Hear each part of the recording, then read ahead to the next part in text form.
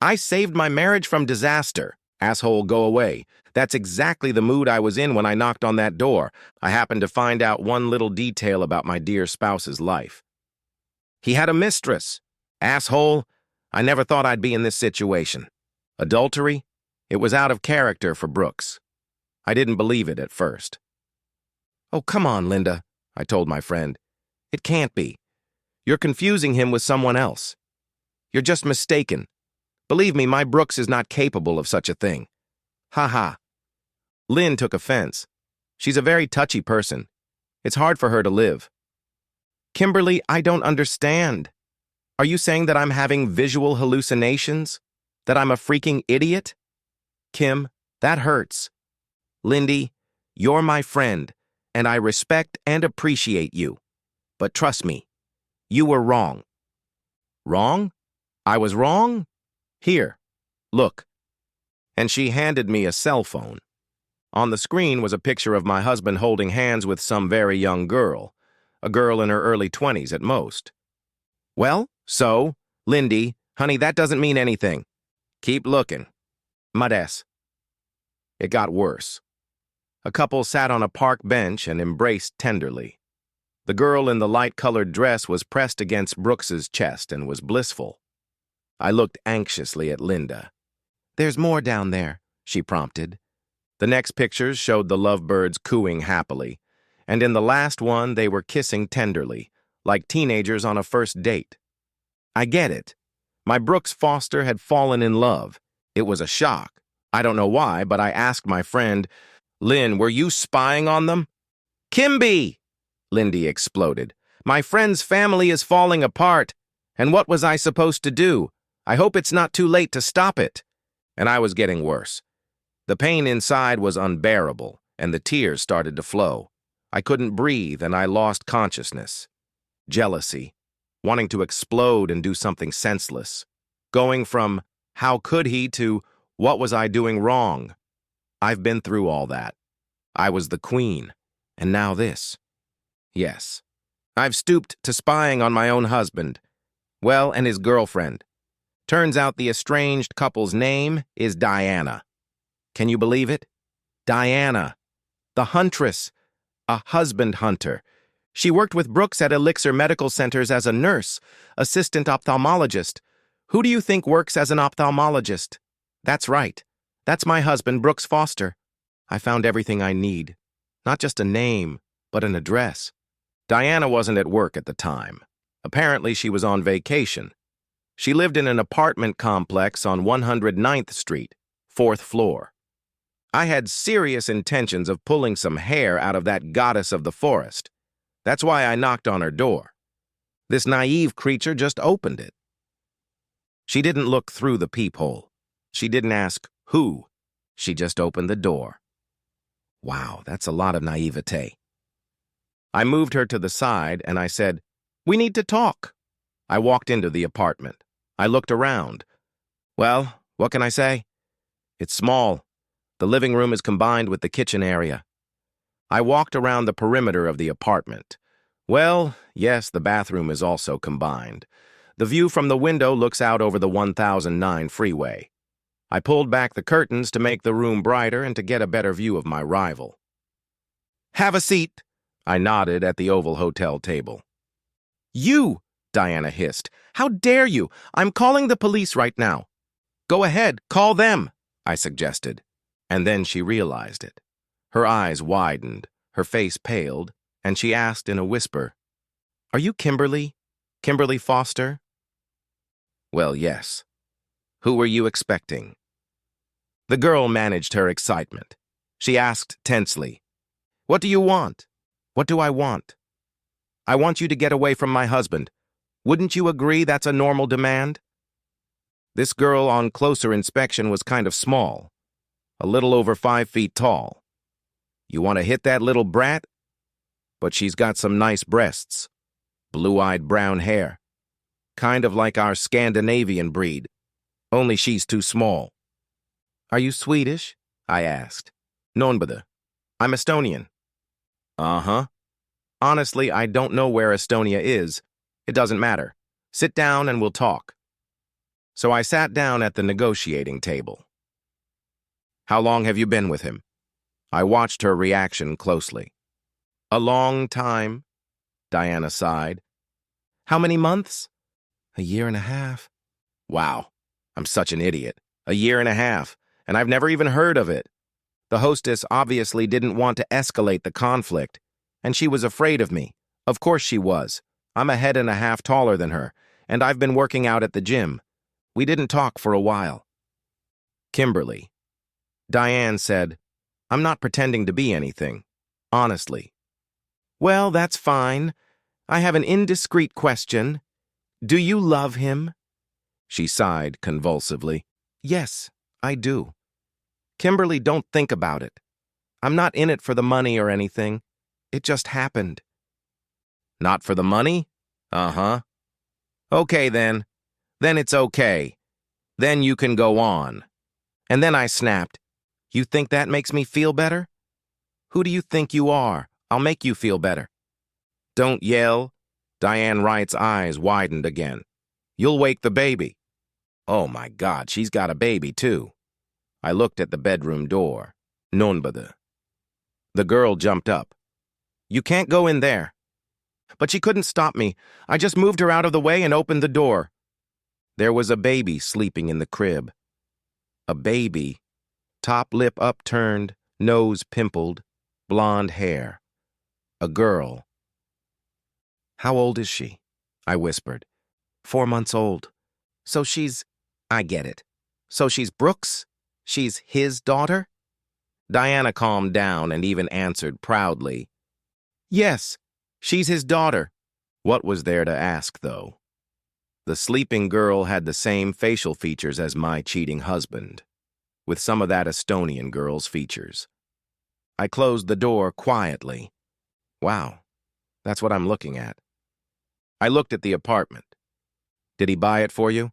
Nobody. We rented it. How much do they charge? $3,600 a month. Wow. That's when he started taking part-time jobs. He's working his ass off. And then the baby made a grunting, whimpering sound. Diane rushed into the bedroom. I have to feed her. I didn't say anything. I just stood in the doorway watching the feeding process. The girl ate her breast and occasionally squinted at me, the strange woman. That's why Wright has such big breasts. She's nursing. What's the name? Cynthia, said Diana. Cynthia heard her name and looked up at her mother with her blue eyes. Eat, eat, eat, daughter. It's all right. The girl sighed and started eating milk again. I asked, do your parents know? My parents? Well, yes, yours. I don't have parents. I was 11 years old when they disappeared. Disappeared how? I was surprised. Well, just like that. They went to pick up my grandmother from Estonia, and they disappeared. Something bad happened there. They never found anything. I went out to the living room. I had to think. We'd been with Brooks for almost 10 years. November's the anniversary. The thing is, we don't have kids. My husband's fine. But me. Sins of youth. I led a pretty wild life until my 20s. Yes. I had a lot of fun. In 80-99, I got an inflammation of the urinary tract. I went to the doctors. They found trichomoniasis and syphilis. I didn't realize it in time. The inflammation had destroyed my entire reproductive system. At the time, I was on the verge of suicide, but thank God I met him. Before I married Brooks Foster, I told him everything honestly and was ready for anything, and that he would despise me and that he would just leave me. But Brooks, he loves me, and he's accepted my flaw. And now this, Cynthia. But I didn't want to and couldn't lose him. Without Brooks, my life would have been a piece of garbage. What would I be without him? I even sobbed, but I pulled myself together. I took a breath, calmed down, and reached for my phone and dialed my husband. Darling, I said to him, guess where I am now? Well, Kimby, I don't know. How can I guess? I'll give you a hint. 109th South Street. There was a brief silence. Then Brooks exploded. Kimberly, don't touch Diane. Do you understand me? Don't touch her or Cynthia. Do you understand me, Kim? I think, darling, you should come down here and we can sit down and talk. You have to admit we need to discuss this strange situation. I couldn't let my emotions get the best of me. I was on the verge of destroying my marriage, and I didn't want Brookie to be offended or even insulted and walk away.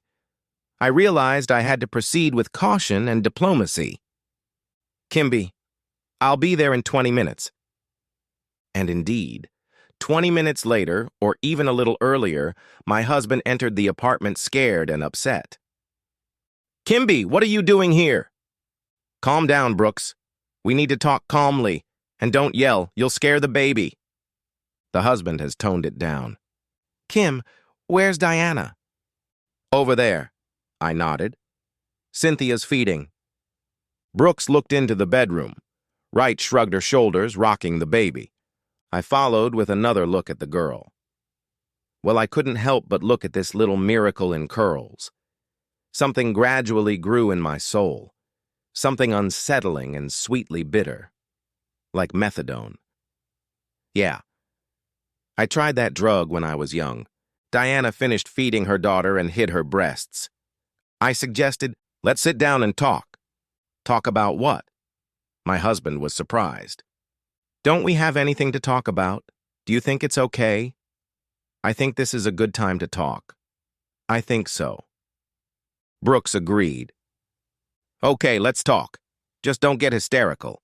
Don't worry, honey. No hysterics. And the three of us, or rather 4 of us, sat down at the table. Well, since I'm the injured party, I'll get started. First, I want to find out... Brooks, how do you feel about me? Am I boring you? The husband shook his head bitterly. Kim, what are you talking about? I love you. I don't want to lose you. I still feel the same way about you. Thank you, darling. Thank you. You've made me feel a lot better, I said ironically. How do you feel about this girl here? By the way, Diana, how old are you? Wright looked at my husband confusedly, hesitating whether to answer or not. Brookie answered for her. She's 22. How do you feel about her? Kim, I'm sorry, but I love that girl. I can't give her up. And we have a daughter. I can't leave her. Yeah, it's a confusing situation. I'll be honest with you, darling. I don't want to lose you. We've been through so much in 10 years. I'm attached to you. Yeah. A bloody lump came to my throat along with the tears, but I bravely endured it and continued. So, I want you to... We need to take Diana back to our place. Take Diana back to where? Husband's dumb. Our house. Look, you won't have to rent, and you won't have to work your ass off to get extra money. Why do you need extra hours? Look at you. You've got black under your eyes. You're exhausted and you just need to rest. Am I right? Yes. Brookie lowered his head. I'm really tired. Now you. I turned to my husband's mistress. You, as I understand it, have no one, and we have a big house, and if you're going to live in my house, our house, I can help you in some ways. I don't know. Laundry, cook, make semolina. I work from home. I run 4 small businesses, and my office is in the house. But, Diane's got it going on. How are we going to split Brooks? I'm ahead of you. Yeah, it's kind of... I'm scared. Look, Brookie, you've been living with 2 families for so long. No. I understand. I can't give you an heir, even though you're not the King of Denmark. But you and I have discussed it. We discussed it 10 years ago, didn't we? Yes, Kim. Something must have changed. And you got your offspring. I don't mind. I take it Diana can't give us this girl. Wright straightened up indignantly and was about to object, but I interrupted her. And I don't want to deprive the child of its mother. Think about it, darling. I'm offering what I think is a good solution. Kim, darling, I doubt there'll be peace in this family. And I can't guarantee it, but look, you've managed to satisfy 2 women for a year and a half. I turned to Diane. Are you okay in bed with him? I knew what she meant to say was none of my business, but she looked at her husband and nodded. Yeah, I think it's okay. You see, darling, I think that if you stop working your ass off, you'll be enough to support a small harem. But, Kimmy, I'll be running from one bed to another. Is that how you see it? I waved it off. Ouch, dear. You are busy doing just that right now, jumping from one bed to another, and that's an issue we'll resolve in the process. And if you don't think you can handle it, you can't handle multiple dash dash. I was kind of embarrassed in front of that girl. You see, Brookie, in this business, it's not the quantity of service, it's the quality of service. I loved you not only for your blue eyes, but also for your bedside manner. And Diane, take it, girl. If you don't like something, you can always leave. I need to talk to Brooks, Wright replied. Okay, talk. They went into the bedroom and whispered about something. I turned on the coffee maker, poured in instant coffee, and made myself a strong cup. Finally, they appeared in the living room, and Diane announced, Okay, I agree, even though I don't understand how we're going to live, but I do. Everything you said is reasonable, but I raised my eyebrows expectantly. But you're not just saying that, she continued. You want something in return. So what do you want? What are your terms? The lump rose to my throat again, and tears came to my eyes. But I managed it again. I coughed and asked, Diana, will you let me hold her? I nodded at Cynthia. Hold her in my arms, please. The end! Subscribe to my channel. Thank you.